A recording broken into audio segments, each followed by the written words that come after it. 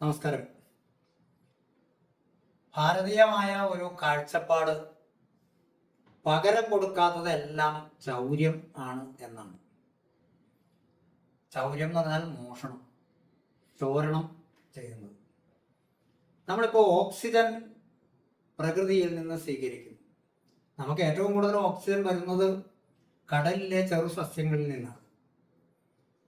കരയിലുള്ള മരങ്ങളിൽ നിന്ന് ലഭിക്കുന്നത് 20%, കടലിൽ നിന്ന് ലഭിക്കുന്നത് 80%, ഏകദേശം ഒരു കണക്ക്.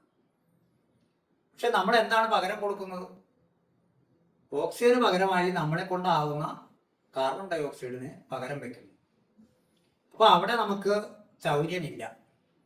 നമ്മൾ സൂര്യനിൽ നിന്ന് പ്രകാശം എടുക്കുന്നു, നമ്മളും പ്രകൃതിയിലെ എല്ലാ ജൈവ വൈവിധ്യങ്ങളും എടുക്കുന്നു. എന്താണ് നമ്മൾ പകരം കൊടുക്കുന്നത്?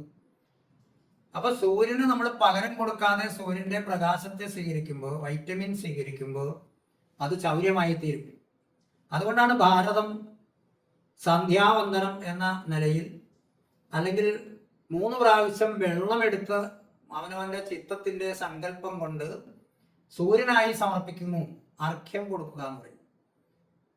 ഭാരതത്തിൽ ബഹുഭൂരിപക്ഷം ആളുകളും സൂര്യന് അർഘ്യം കൊടുക്കുന്നു, ഇല്ലെങ്കിൽ ഗായത്രി ജപിച്ച് സമർപ്പിക്കുന്നു.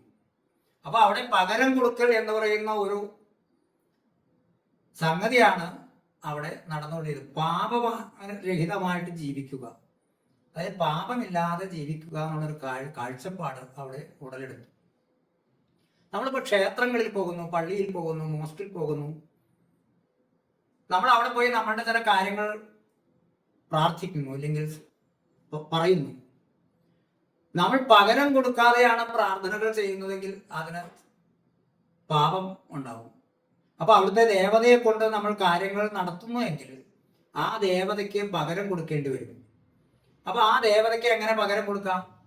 അതിന്റെ അന്നമയ കോശത്തെ പോഷിപ്പിക്കാനുള്ള പകരം കൊടുക്കലാണ് അധികവും നടന്നുകൊണ്ടിരിക്കുന്നത്. അതായത് നിവേദ്യങ്ങൾ കൊടുക്കുന്നു ഹൈന്ദവ ക്ഷേത്രങ്ങളിൽ. പക്ഷെ അതിന് ദേവതയ്ക്ക് അതിന്റെ അന്നമയ കോശത്തെ മാത്രമേ പോഷിപ്പിക്കാൻ സാധിക്കുള്ളൂ. ദേവതയ്ക്ക് ശരിക്കും വേണ്ടത് ഊർജമാണ്. അപ്പൊ മന്ത്രജപം സമർപ്പിക്കുകയാണെങ്കിൽ അതാത് ദേവതകൾക്ക് സാധിക്കുന്ന മന്ത്രം, എല്ലാ ദേവതയ്ക്കും സമർപ്പിക്കാവുന്ന ഒരു മന്ത്രമുണ്ട്, പ്രണവ മന്ത്രം, ഓം എന്ന മന്ത്രം.